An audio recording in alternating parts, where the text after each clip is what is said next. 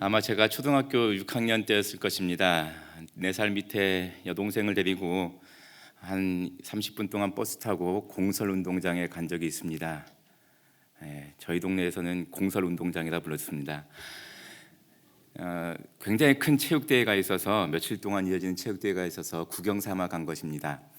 지금의 부모님들이라면은 초등학생 오라비와 또 누이 동생 데리고 가는 것 절대 반대하죠. 근데 당시 제 부모님은 무슨 믿음이 있으셨는지 초등학교 6학년인 제가 동생 데리고 간다니까 흔쾌히 허락해 주셨습니다. 공설운동장 가면서 아마 동생에게 잔소리를 엄청나게 했을 것입니다. 제가 절대 오빠를 잃어버리면 안 된다. 옆에 딱 붙어 있어라. 한눈 팔면 안 된다. 저와 함께 교회 여러 봉사 부서에서 봉사하셨던 분들, 또 교구 구역 같이 하셨던 분들, 아마 제가 잔소리 굉장히 많이 했을 것이라 상상이 되실 텐데 그 이상으로 잔소리를 참 많이 했을 것입니다. 근데 그렇게 조심하고 조심했는데 어느 순간 잃어버렸습니다. 방금까지만 해도 옆에 있었는데 없어진 거예요. 큰 소리로 동생이 이름을 부르고 사방팔방 뛰어다녔는데 보이지가 않는 겁니다. 그때 마음속에 별의별 생각이 다 들면서 끝났구나, 큰일이다, 이런 생각이 들었습니다. 너무나 무서웠습니다. 한참 그렇게 뛰어다니고 있었는데 확성기에서 방송이 들려오기를 제 동생의 이름이 불려지면서 지금 어느 보호소에 있으니까 오라고. 단걸음에 달려가서 동생을 딱 봤는데 얼마나 울었는지 모릅니다. 둘이서. 근데 곰곰이 지나고 나서 생각해 보니까 그 시간이 얼마나 길었을까 생각해 보니까 한 10분 정도 된 것 같아요. 여러분, 그 10분 동안 제가 지옥을 얼마나 많이 왔다 갔다 했는지 모릅니다. 그날은 그렇게 다행스럽게 일이 잘 끝났습니다. 그런데 살아오면서 그날 못지않게 큰일이다 하는 생각이 들었던 적이 한두 번이 아닙니다.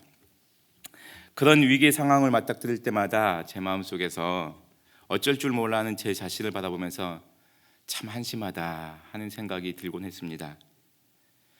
가만히 있었으면 괜찮았을 텐데 괜히 나서서 일을 자초했구나 하는 후회도 들었습니다. 남들처럼 누군가 도와주면 이 문제를 쉽게 해결할 수 있을 텐데 나는 힘도 없고 백도 없고 집안 배경도 안 좋고, 이런 원망스러운 마음도 들기도 했습니다. 하나님 살아계시다는데 왜 하나님은 나를 도와주지 않는 것일까 해서 하나님께 실망하는 마음을 가졌던 적도 있습니다. 그런 마음을 가진 상태로 다른 사람들을 보니까 다른 사람들이 다 부러운 거예요. 나처럼 어려움을 겪지 않는 것이 부럽고, 나처럼 불안해하지 않는 것이 부럽고, 내가 겪는 이 고민과 고통을 그들은 느끼지 못하니까 그것이 부러웠습니다. 그래서 남들은 다 행복한 것 같았습니다. 네, 그런 적도 있었습니다. 종로 한복판을 걸어가는데 사람들이 막 밝게 웃으면서 걸어가는데 도대체 저 사람들은 뭐가 저렇게 즐겁게 그렇게 웃으면서 갈까? 나는 힘든데. 이런 생각을 가지면서 종로 한복판을 걸어본 적도 있습니다. 여러분, 행복이 별다른 것이 있겠습니까? 내가 겪는 일들을 안 겪으면 행복한 건 아닙니까? 나에게 없는 것을 갖고 있으면 그 행복한 거 아니겠습니까? 그런데 그렇게 투덜대고 불평했던 그 불만족스러웠던 그 시간들도 하나씩 지나갔습니다. 시간이 해결해 준다 하는 말이 맞는 것인 것처럼 그렇게 큰일 날 것 같았던 그런 순간들도 여차저차히 지나갔습니다. 그리고 그때 가졌던 불안한 마음과 두려운 마음들도 사라졌습니다. 어느 날 문득 지나온 날들을 보니까 그때 그렇게 가슴을 졸였던 그 순간들이 지금은 정말 별것도 아닌 거예요. 여러분, 지금 우리가 가슴 졸이며 두려워하는 그런 일들, 그런 시간들도 나중에 시간이 지나서 돌이켜보면 아무것도 아닐 수 있습니다. 어쩌면 잔뜩 긴장하고 겁먹었던 지금의 모습들이 나중에 시간 지나면 참 재밌는 웃긴 그런 추억거리로 남을 수도 있을 것입니다. 마치 산에 올라갈 때는 내 앞에 있는 능선이 너무나 힘들어서 어떻게 올라가나 너무나 힘든데 어느 정도 올라가서 밑을 내려다보면 내가 저것들을 다 정복하고 왔네 하는 그런 자신감과 우쭐한 마음이 들기도 합니다. 그래서 앞에 놓여 있는 봉우리를 향해서 힘있게 나아가기도 합니다. 여러분, 이처럼 우리가 힘겹게 걸어가고 있는 우리의 발걸음들이 결국은 우리의 무릎에 굴력을 더하게 해주고 우리의 마음에 내공을 쌓이게 해주어서 우리를 더 강한 사람으로 만들어줍니다. 그래서 웬만해서는 처음에 겪었었던 그런 정도의 일들을 가지고서 겁먹지 않게 됩니다. 어지간한 일 앞에서 담대하게 되고 에이 뭐 그까짓 것쯤이야 뭐 이런 마음이 생깁니다. 그런데 이런 근력과 내공을 갖추지 못하면은 그까짓 것쯤이야 뭐 이런 것이 아니라 그걸 어떻게 해 하는 마음이 생깁니다. 바라기는 우리 구미교의 모든 성도님들이 삶의 어려움 앞에서도 그까짓 것쯤이야 뭐 이런 담대한 마음을 가지실 수 있게 되기를 바랍니다. 한번 해보시겠습니까? 그까짓 것쯤이야 뭐. 예. 그러려면 오늘 우리가 겪고 있는 이 인생의 문제에 대해서 너무 겁먹지 말고 담대한 마음으로 덤덤하게 바라볼 필요가 있습니다. 사실 우리가 인생을 살아가면서 두려운 마음을 갖게 되는 가장 큰 이유가 있다면 그것은 우리의 관심이 이 세상에 맞춰져 있기 때문에 그렇습니다. 우리의 삶의 목적이 이 땅에 집중되어 있기 때문에 그렇습니다. 우리가 살아가는 이 세상은 우리 눈에 보이는 것들로 가득 들어차 있습니다. 손으로 만질 수도 있습니다. 오감으로 느낄 수 있습니다. 이렇게 우리는 우리의 모든 감각으로 인지하는 상황에 대해서는 너무 익숙해 있습니다. 그래서 우리가 인지할 수 없는 상황, 우리가 예측할 수 없는 그런 상황을 맞닥뜨리게 되면은 불안하고 두려운 마음이 드는 겁니다. 내 눈에 보이던 것이 안 보이면 불안하죠. 손에 잡혀야 하는 것이 안 잡히면 두렵습니다. 그래서 모든 것들을 내 눈으로 직접 확인하고 내 손으로 만져봐야만 되겠다 하는 마음이 우리에게 있습니다. 이런 일들은 우리가 매일 경험하고 있습니다. 부지런히 일하고 돈을 벌어서 재산이 늘어가면 그것을 바라보면서 편안한 마음이 듭니다. 그런데 어느 순간 이것이 눈앞에서 싹 사라지면 불안합니다. 무섭습니다. 아침 저녁으로 헬스장 가고 부지런히 시간 내서 탄천을 뛰고 그래서 좋은 음식을 또 먹고 그러다 보니까 피부가 탱탱해지고 건강한 것 같은 그런 느낌이 들고 사람들이 바라보면서 건강미가 넘친다, 젊어진 것 같다 이런 말을 들으면 기분이 좋습니다. 그런데 어느 날 거울을 보는데 내 얼굴에 뭔가 한 줄 그어진 것 같은 느낌이 들면 그 순간부터 불안한 거예요. 몸에 기력이 빠지면 불안한 마음이 듭니다. 요즘은 기침만 한번 해도 불안합니다. 내 손에 잡을 수 없는 것이 있다는 사실을 발견하는 순간 우리는 불안한 거예요. 우리가 그만큼 이 세상에 집중해서 살아가고 있기 때문에 그렇습니다. 어느 학생이 부지런히 공부해서 자기가 원하는 만큼의 점수를 얻고 자기가 꿈꾸던 대학에 들어갔습니다. 그러면 만사형통입니까? 그러지 않지 않습니까? 앞으로도 그 사람이 겪어야 될 인생의 산들이 얼마나 많은데요. 넘어야 될 고개가 얼마나 많은데요. 그걸 생각하면 그 중압감에 주눅이 들 수 있습니다. 여러분, 우리는 끝이 나지 않는 산을 계속 넘어가고 있는 것 같습니다. 그것이 우리의 인생 같습니다. 그러니 이 인생길 가는 동안에 어느 한순간 우리가 편안할 때가 있겠습니까? 매 순간마다 해결해야 될 숙제가 우리 눈앞에 딱 놓여있는 그런 아이들 같은 마음이 들 때가 있습니다. 이처럼 우리 인생의 목적을 이 땅에, 이 세상에 맞추는 사람들에게는 불안한 삶의 연속일 뿐입니다. 하나님의 원래 계획은 우리가 이 세상에 목적을 두고 살아가는 것이 아닙니다. 하나님께서 계획하신 그 원래 계획을 향해서 살아가라고 하십니다. 목적이 이끄는 삶을 통해서 우리가 들은 말씀들을 다시 한번 상기해 보십시오. 모든 것은 다 하나님으로부터 말미암았습니다. 하나님께서 다 지으셨다는 것입니다. 우리의 인생도 우리의 환경도 우리가 살아간 날들도 또 우리가 살아갈 날들도 하나님께서 다 섭리해 놓으셨습니다. 그러므로 우리의 삶은 우연히 생겨난 것이 아닙니다. 하나님의 철저한 계획 아래에서 우리의 삶이 태어난 것입니다. 그래서 우리에게는 하나님의 목적이 있다는 겁니다. 하나님의 독특하신 계획. 그 하나님의 목적, 그 하나님의 뜻을 발견하면은 삶이 힘이 있어지는 겁니다. 우리 삶의 역동력, 우리 삶을 살아가는 원동력은 어디에 오느냐? 하나님의 계획을 발견하는 거예요. 하나님께서 우리에게 향하신 목적이 무엇인지 그 목적을 발견하면은 우리 삶에 힘이 생긴다는 겁니다. 근데 우리 삶의 목적은 한순간 달성하고 없어지는 그런 것이 아닙니다. 우리 삶의 목적은 영원한 거예요.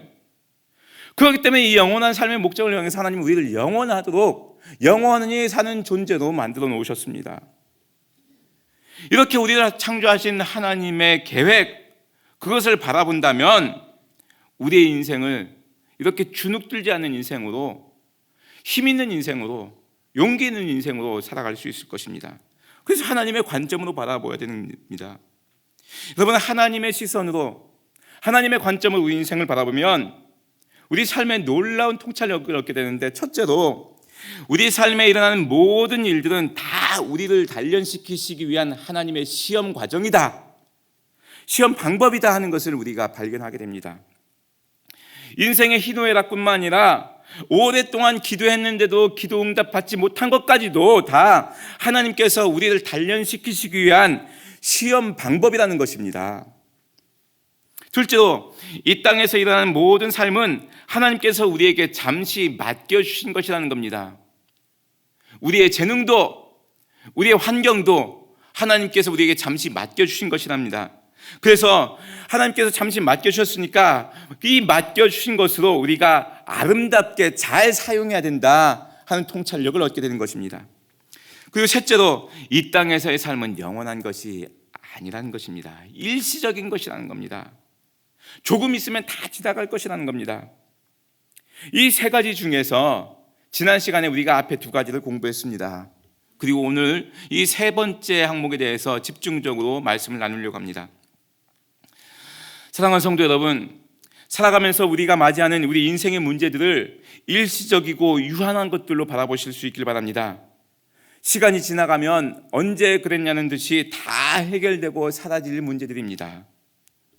그러니 지금 여러분의 마음을 무겁게 하는 삶의 문제들 때문에 너무 위축되지 마시고 너무 괴로워하지 마십시오. 주저앉지도 마시고 포기하지도 마십시오.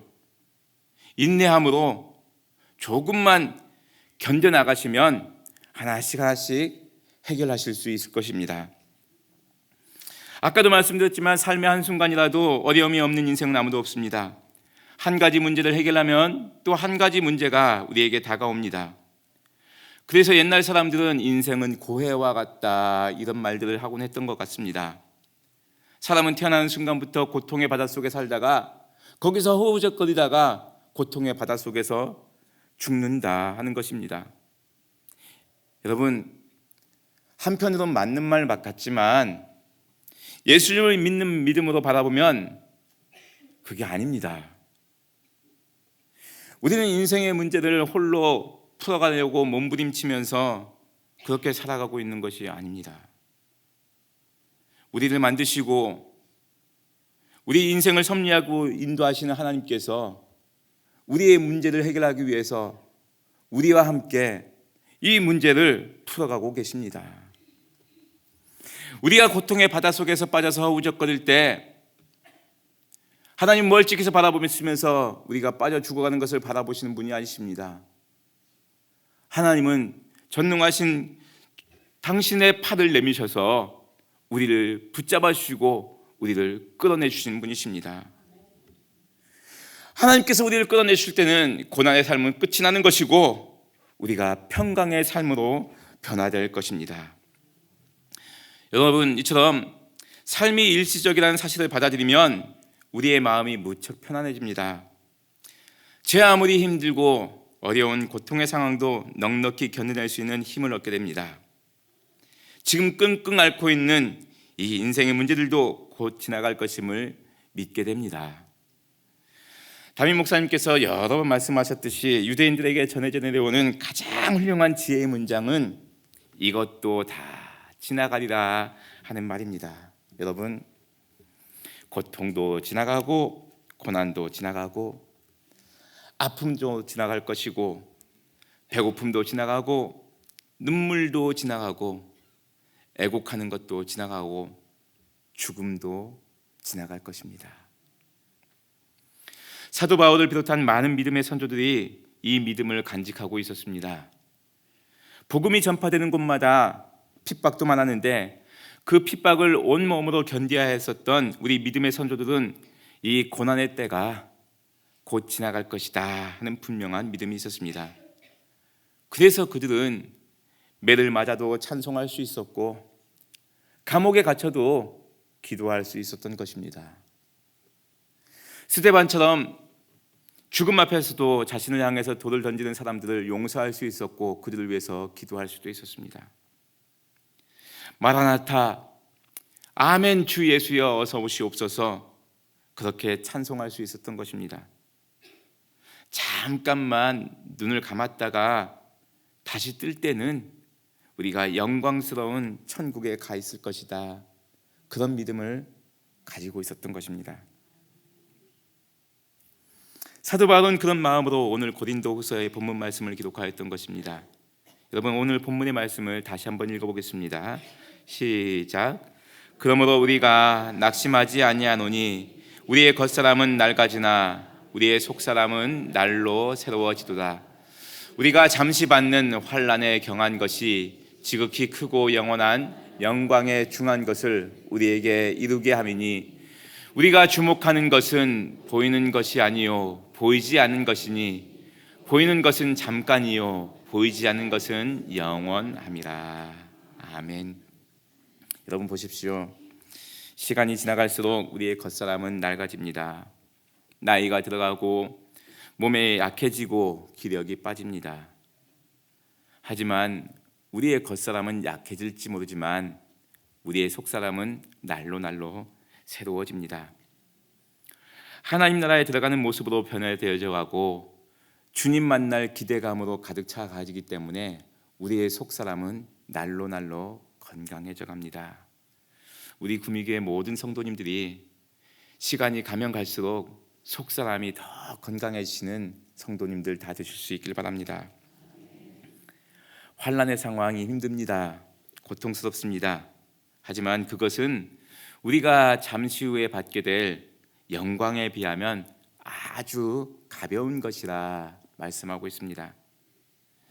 우리의 삶이 일시적이라는 사실을 아는 사람들은 이처럼 고난을 이겨내는 큰 힘을 우리에게 주신다 하는 것을 믿는 사람들입니다. 삶이 일시적이라는 것은 고난을 이겨낼 수 있는 힘을 얻을 수 있다는 것입니다. 또한 삶이 일시적이라는 사실을 믿는 사람은 우리의 마음이 진정으로 겸손하게 됩니다. 사람에게 있는 욕망 중에 가장 버리기 힘든 욕망, 끝까지 가는 욕망이 있다면 명예욕이라고 합니다. 명예욕. 자신의 이름을 남기고 싶은 그런 욕망입니다. 우리말 속담에도 호랑이는 죽으면 가죽을 남기고 사람은 이름을 남긴다는 말이 있습니다. 위대한 건축물에는 이 건축물을 누가 만들었는지 그 공사를 한 사람의 이름을 기록해 놓습니다. 자신이 대단한 인물이라는 그런 말을 듣고 싶어 합니다. 고대의 왕들은 자신들이 정복한 지역에 자신의 이름을 붙인 도시를 만들었습니다. 그리고 사람들의 손에 자신의 얼굴을 다 쥐어주고 싶어서 동전에 자신의 얼굴을 새겨놓기도 했습니다. 그러나 여러분, 그 훌륭한 사람들도, 위대한 왕들도, 어마어마한 건축물들도 다 사라지고 맙니다. 일시적인 것일 뿐입니다. 어떤 크고 위대한 일을 이루었다 하더라도 우리의 인생이 일시적이라면 우리가 만들어 놓는 것들도 일시적일 수밖에 없습니다. 화려했던 과거의 영화도 영광도 다 사라지고 맙니다. 학창시절 때 참 많이 읊었던 고려 말의 충신 길제의 시조 여러분 기억하시죠? 500년 도읍지를 필마로 돌아드니 산천은 의구하되 인걸은 간 것 없네 어지버 태평연월이 끔이련가 하느라. 여러분 500년 동안 찬란했었던 고대의 왕조도 이제 끝나고 아무것도 남지 않았다는 것입니다. 다 지나가고 말았다는 것입니다. 이 땅에서의 우리의 삶도 한 나라의 왕조도 다 일시적인 것입니다. 이처럼 일시적인 것들은 영원한 앞에 서면은 아무것도 아니게 됩니다. 그러므로 우리의 삶이 일시적이라는 것을, 이 사실을 믿는다면 영원하신 하나님 앞에 우리가 아무것도 아니라는 그런 믿음, 그런 마음을 갖게 됩니다. 겸손할 수밖에 없습니다. 다니엘서 5장을 보시면 바벨론의 왕 벨사살 왕은 아버지 느부갓네살로부터 이어받은 거대한 제국과 어마어마한 힘이 있었습니다. 그것을 자랑하면서 허구한 날 잔치를 열었습니다. 심지어 예루살렘 성전에서 가져온 성전의 기물들을 가지고 그것을 술잔으로 사용하면서 그렇게 잔치를 벌였습니다. 신하들로 하여금 자신의 위대함을 찬양하게 하였습니다. 그때 하나님께서 벨사살 왕이 보는 앞에서 한 손을 보내주셨습니다. 그 손이 벽에다가 글을 쓰는 것입니다. 여러분 생각해 보십시오. 사람의 몸 형체도 없는데 손가락들만 나타나고 벽에다가 글을 쓰는 겁니다. 얼마나 무섭겠습니까? 그 벽에 쓰인 글을 다니엘이 해석했습니다. 메네 메네 데겔 우바르신, 하나님께서 왕의 나라를 다 계산해서 세워서 이제 끝장나게 하실 것입니다 하는 겁니다. 해석 잘했다고 다니엘에게 칭찬하고 포상도 했습니다. 그런데 그날 밤에 암살당해 죽었습니다.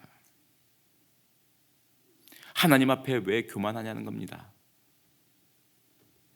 여러분, 사실 성경에서 하나님을 만난 사람들은 위대한 사람들입니다. 우리가 범접하기 쉽지 않은 굉장히 큰 사람들입니다. 여러분, 아브라함은 족장이었습니다. 엄청나게 많은 사람들을 거느린 사람들이었습니다. 집에서 거느린 가신들만도 318명이라고 그러지 않습니까? 한때는. 모세는 이스라엘의 애굽의 왕자였습니다. 엄청난 지위에 있었습니다. 이사야는 왕궁을 자유자재로 취급할 수 있을 만큼 집안 배경이 좋았습니다. 우리가 흔히 성경에서 봐서 우리하고 비슷한 수준의 사람일 것이다 이렇게 생각하기 쉬운데 사실은 그렇지 않습니다. 그런데 그들이 하나님을 만났을 때 하나님 앞에서 자신의 인생이 아무것도 아니라는 것을 느꼈습니다. 그래서 주님, 저는 한낱 종입니다. 주님, 저는 말 못할 사람입니다. 주님, 전 죽게 되었습니다. 제발 저를 좀 살려주십시오. 이런 고백이 그들에게서 나왔습니다. 영원하신 하나님을 뵙고 나니까 우리의 삶이 지극히 일시적이고 지극히 하찮다는 것을 깨닫게 된 것입니다. 그 순간 누가 시키지도 않았는데 납작 엎드려서 겸손하게 되었다는 것입니다. 여러분, 삶이 일시적이라는 것을 깨닫는 순간 우리는 겸손한 삶을 살게 됩니다. 겸손해질 수밖에 없습니다. 이뿐만이 아닙니다. 삶이 일시적이라는 사실을 믿으면 아직 다 끝나지 않았다는 마음에 긍정의 마음을 얻게 됩니다. 사실 이 세상 우리의 삶을 다 이 세상으로만 우리의 삶을 다 판단해 버릴 수는 없습니다. 이 세상의 삶으로만 우리를 다 판단하는 사람은 참 어리석은 사람입니다. 여러분, 이 세상의 삶으로만 우리가 다 판단된다면 어쩌면 우리가 세상에서 가장 어리석은 사람일 수 있습니다. 남들처럼 신나게 죄도 못 짓지 않습니까? 그렇잖아요, 여러분. 남들처럼 그렇게 놀지도 못하고 늘 회개하면서 조심하면서 어떻게 하면 좀 착하게 살아갈까? 그렇게 노력하면서 어떻게 보면 세상에서 둘도 없는 바보처럼 살아가는 그런 모습이 우리 그리스도인들의 모습 아닙니까? 그런데 이 세상, 이 삶으로만 우리가 다 판단돼 버리면 너무 억울하지 않습니까? 그런데 여러분, 우리의 삶은 이 세상으로만 끝나는 것이 아닙니다. 이 땅에서의 삶은 잠깐일 뿐이고 이보다 훨씬 긴 영원한 천국에서의 삶이 우리를 기다리고 있습니다. 아직 끝나지 않았다는 것입니다. 운동 경기를 시청하다 보면은 아나운서와 해설자들이 경기 막판에 끝날 때까지 끝난 것이 아닙니다. 끝날 때까지 끝난 것이 아닙니다. 이런 멘트를 할 때가 종종 있습니다. 그 말에 전적으로 공감합니다. 지난 주일에 밤에 손흥민이 축구를 했답니다. 했대요. 축구에 관심 없는 분들도 그냥 이해하세요. 했대요. 그래서 손흥민이 2골을 넣었습니다. 예, 2골. 많이 넣은 거예요. 예, 2골. 보통 한 골도 넣기 힘든데 보통 사람들은 2골 넣는데, 여러분 2골 넣는데 첫 번째 골은요 전반전 46분에 넣었습니다. 참고로 축구 경기는 전반전이 45분까지 있습니다. 근데 손흥민이 46분에 넣었어요. 예. 추가 시간에 넣은 거예요. 두 번째 골은 후반전 48분에 넣었습니다. 그리고 두 번째 골 넣고 나서 경기가 끝난 거예요. 곧. 예. 추가 시간을 4분 줬는데 4분 중에서도 다 끝나가는 시간, 추가 시간 3분에 넣은 거예요. 축구 경기가 45분 경기니까 45분씩만 본 사람은 손흥민이 골을 넣은 것을 보지 못한 거예요. 하지만 심판이 경기를 끝날 때까지 끝난 게 아니다라고 생각하면서 끝까지 본 사람은 2골 다 본 거예요. 여러분, 하나님은 우리를 영원한 존재로 만드셨는데 이 땅에서의 삶은 일시적인 것이라고 하나님께서 그렇게 정해 놓으셨습니다. 그런데 왜 이 땅에서의 삶이 전부라고 생각을 하십니까? 하나님은 아직 끝나지 않았다고 그러시는데 왜 여러분은 혼자서 끝냈다고 그러십니까?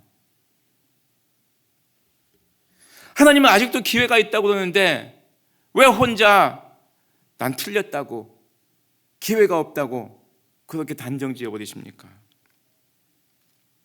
하나님은 포기하지 말라고 그러시는데 왜 스스로 포기해버리십니까? 인생은 일시적인 것입니다. 우리가 살아온 날이 전부가 아닙니다. 우리 눈에 보이고 귀에 들려지고 만져지고 느껴지는 것이 전부가 아닙니다. 잠깐 스쳐 지나가는 것뿐일 것입니다. 지금 우리가 경험하고 있는 것은. 앞으로 살아가야 할 삶이 훨씬 많습니다. 더 나아가서 우리는 저 하늘나라에서 영원히 살아야 할 존재들입니다. 그러니 여러분, 지금까지 살아오면서 여러분을 괴롭혔던 문제들, 여러분의 발목을 잡았던 일들, 여러분의 고질적인 습관들, 부정적인 생각들, 힘과 능력이 부족해서 성공하지 못했던 그 일들 때문에 여러분의 삶을 비관적으로 바라보지 마십시오. 충분히 겪을 만큼 겪으셨고 고생할 만큼 고생하셨고 대가를 지불할 만큼 지불하셨습니다. 여러분의 삶은 아직 끝난 것이 아닙니다. 앞으로 기적과도 같은 일이 이루어질 수 있습니다. 막판에 역전시킬 수 있는 것 우리가 많이 보셨지 않습니까? 우리에게는 그런 소망이 있습니다. 왜냐하면 하나님은 언제나 우리에게 가능성을 주시기 때문에 그렇습니다. 무엇보다도 하나님은 이 모든 일들을 이기고도 남는 영광스러운 하나님 나라의 삶을 우리에게 주시기 때문에 그렇습니다. 그러므로 여러분, 부정적인 생각으로 여러분의 삶을 너무 먹칠하지 마십시오. 긍정적인 생각으로 여러분의 삶을 아예 도배해버리십시오. 지난 주일 목사님께서 설교 말씀 전해주셨던 설교 말씀의 본문 말씀, 고린도후서 1장 20절의 말씀을 다시 한번 우리가 읽겠습니다. 시작. 하나님의 약속은 얼마든지 그리스도 안에서 예가 되니 그런즉 그로 말미암아 우리가 아멘하여 하나님께 영광을 돌리게 되느니라. 아멘. 그리스도 안에서 예가 된다고 했어요. 여러분, 이 예는 뭐 예를 든다 뭐 이런 예가 아니고요. 예스. 예, 맞습니다. 긍정이라는 거예요. 영원하신 하나님께서 여러분의 삶에 가능성을 주십니다. 항상 예가 되게 하십니다. 긍정의 마음을 주십니다. 그 긍정의 마음으로 여러분에게 주어진 삶을 힘있게 살아가실 수 있기를 바랍니다. 여러분이 이렇게 이 땅에서 우리의 삶이 일시적이라는 사실을 깨달았으니 이제 우리는 어떻게 살아야 합니까? 어떻게 하면 이 짧은 일시적인 인생을 최대한 유용하게 살 수 있겠습니까? 어떻게 하면 하나님께서 맡겨주신 우리의 삶을 아름답게 사용할 수 있겠습니까? 그것은 바로 지극히 짧은 이 일시적인 우리의 삶을 영원한 것에 투자하며 사는 것입니다. 경제학에서 말하는 가장 기본적인 경제 원칙이 있는데, 가장 기본적인 경제 원칙, 최소한의 비용으로 최대의 이윤을 만들라는 것입니다. 쉽게 말씀드리면 시장에 가서 물건을 사는데 가장 값싸게 가장 좋은 것을 가장 많이 사는 겁니다. 이게 가장 경제적인 거예요. 깎아서 좋은 것을 많이 가지고 오는 거. 그렇죠. 많이 해보셨잖아요. 깎아서 봉지에 담아주는데 한 움큼 더 집어넣으셨잖아요. 그것이 가장 경제적인 것입니다. 여러분, 이 원리를 우리 인생에 도입하면 이 일시적이고 짧은 인생을 투자하면서 영원한 삶을 얻는 것이 가장 효과적인 인생이라는 거예요. 가장 효과적인 인생. 여러분, 최소한의 것을 가지고 투자해서 최대의 효과를 얻으려고 하는 사람에게는 이것저것 따지고 말고 할 겨를이 없습니다. 왜냐하면 자기가 갖고 있는 게 조금밖에 없는데 이 조금밖에 없는 걸 나눠 갖고 어디다가 어느 만큼 이럴 겨를이 없는 거예요. 그런 여유가 없습니다. 그러면 어떻게 해야 되느냐? 가장 확실한 것에 모든 것을 쏟아붓는 거예요. 나에게 주어진 것은 조금밖에 없으니까 이 조금을, 이 작은 것을 가장 확실한 것에 다 쏟아붓는 거예요. 참 감사하게도 우리에게는 확실한 것이 있습니다. 하나님이 살아계시다는 거예요. 여기에 여러분의 인생을 다 쏟아부으십시오. 하나님께서 영원하신다는 거예요. 여기에 여러분의 인생을 쏟아부으십시오. 하나님께서 우리에게 영원한 삶을 주셨다는 거예요. 영원한 하나님 나라를 준비해 놓으셨다는 거예요. 여기에 여러분의 인생을 쏟아 놓으십시오. 이 짧은 인생을 다 투자해도 아깝지 않은 것입니다. 그러므로 우리에게 주어진 이 짧은 인생을 영원한 것에 투자하며 사실 수 있는 지혜로운 사람이 되셔야 됩니다. 여러분, 이런 믿음을 절대 놓쳐서는 안 됩니다.